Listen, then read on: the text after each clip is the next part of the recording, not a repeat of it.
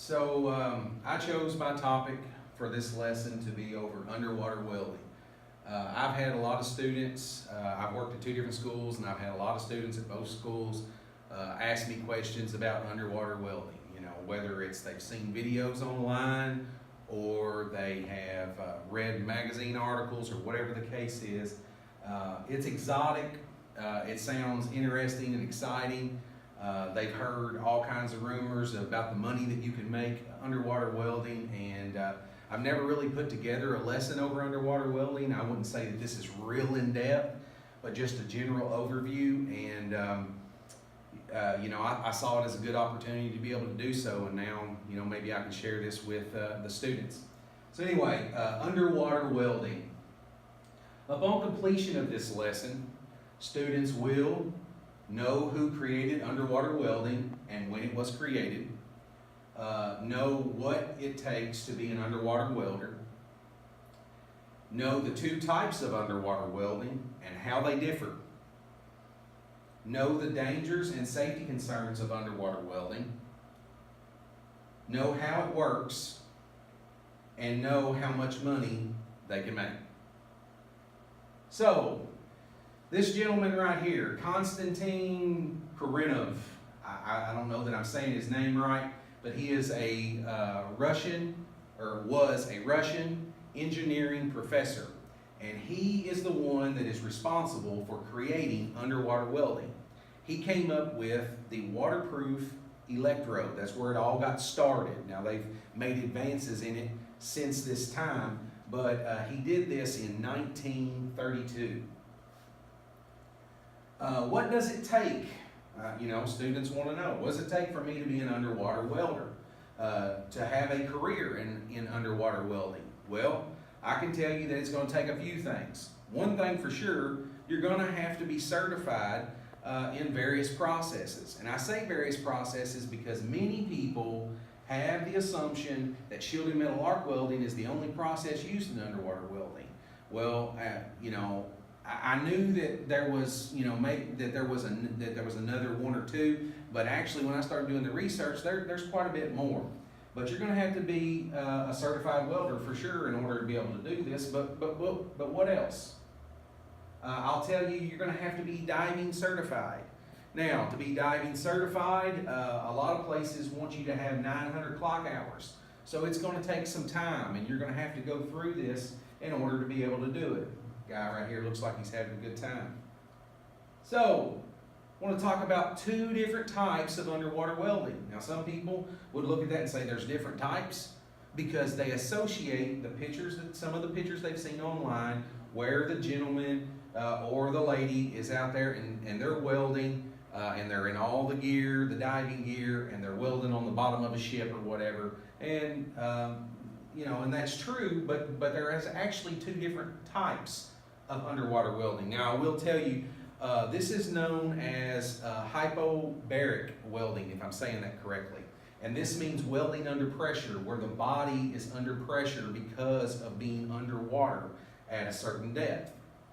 Now, there are two types. One is known as it says here, dry welding. Now, I'm sure I've got the lights on because of this presentation, and I'm sure you can't see these really well, but these are different types of chambers that are placed down in the water that seal to an object, and water is displaced out of this, and the welder is inside and actually welds in a somewhat dry environment. So there's air pumped in. When they actually get all this set up, they can actually take that diving gear off and weld. And so in this illustration in particular, this is a pipeline going in through this, and it's sealed around it so that they can weld that pipeline. Well, that pipeline has to be, a good quality weld.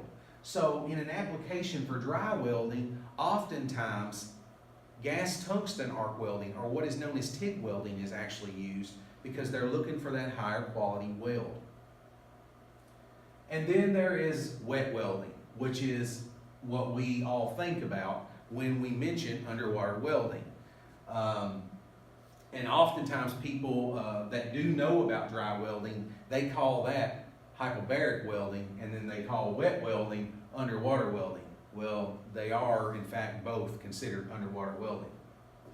So you got dry and wet. Here's an illustration of a guy that is welding on, it looks to be the side of a ship, and and he's using shielded metal arc welding, which happens to be the most common welding process used in wet welding, or what people refer to as underwater welding. Now, safety. Safety needs to be a part of every lesson. This picture here says underwater welding dangers. Okay, we want to talk just a minute about the dangers. If I asked, everyone, what do you think a potential danger could be from underwater welding, I think most people would come out and say electrical shock, and they would be true.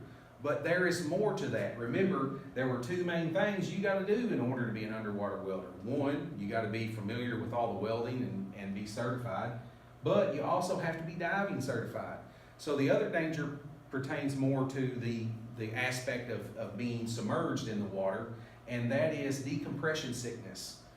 If a person comes, if they're at a certain depth and they come up too quickly, they can get decompression sickness, and that's the reason why a lot of these places that do this actually have what they call decompression chambers, where the individual will go in and then they'll sit there for a period of time, and I'm not even exactly sure the amount of time. I think it is a little bit of an extended time, and they slowly decompress it.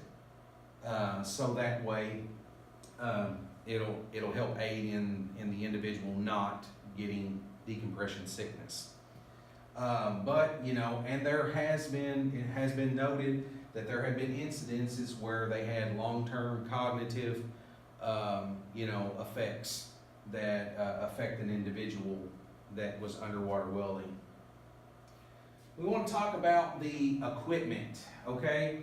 For one, down here in this illustration, you see the welders down here. I will tell you this, the welder wears like a rubber type glove that helps keep him insulated from the electrical circuit that the welder is creating. They're going to generally use 300 to 400 amps. This is all controlled up top, okay, and there are people that man this.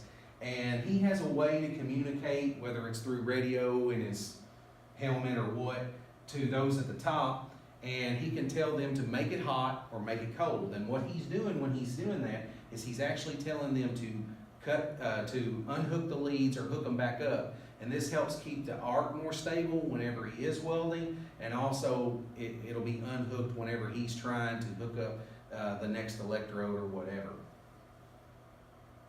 Also, I will mention that fresh air is the most common supply that they use for these underwater welders. And that's all monitored up top by an individual and sometimes even a team.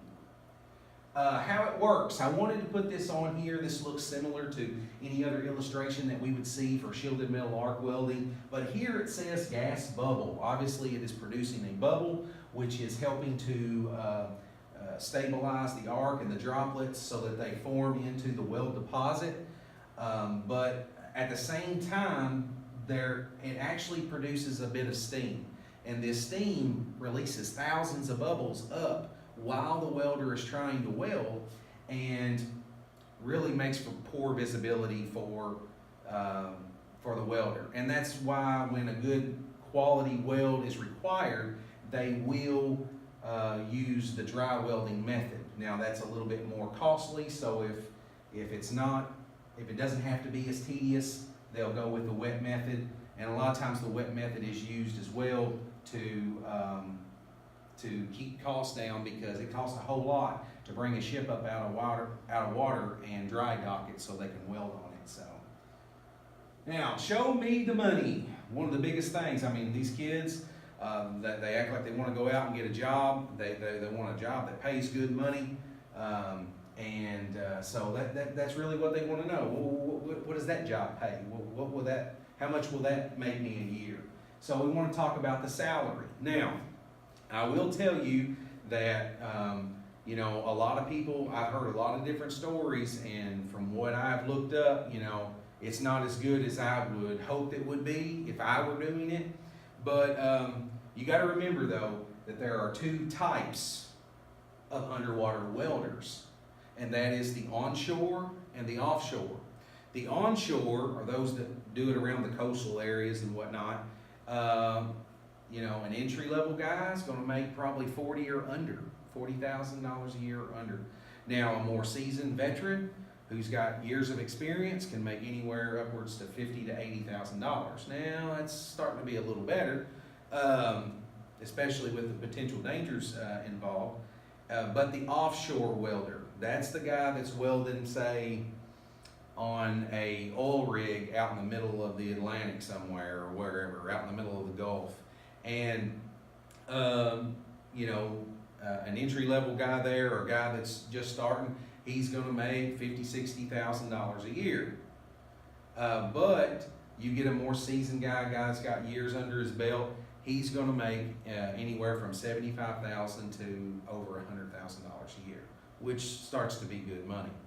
And I got all these statistics from the Bureau of Labor. And so, before you jump in, I just recommend that you weigh all this out. You know, there are potential hazards. Is the pay good enough for you to endeavor this? And that's just something that you got to do really with any job. But, you know, with a job like underwater welding, I think that it's a good job and a good career, but at the same time, I think that each individual needs to weigh it out for themselves. Now, these are questions that I would normally review with students, but due to the lack of time, I'm just going to read them off so that way you know that I've got them up here. And that is, where and when was underwater welding invented? That's what I would ask the student. As well as, what do you have to do to become an underwater welder? What are the two types of underwater welding known as? What is the most common type of welding process used in wet welding?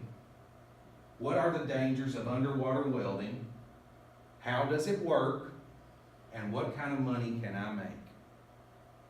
And I just added this one on there. I found it. It's a guy, he's got his scuba gear on underneath the water, and he's holding a chainsaw. But anyway, just added that on there because I thought it was neat. Have a nice day.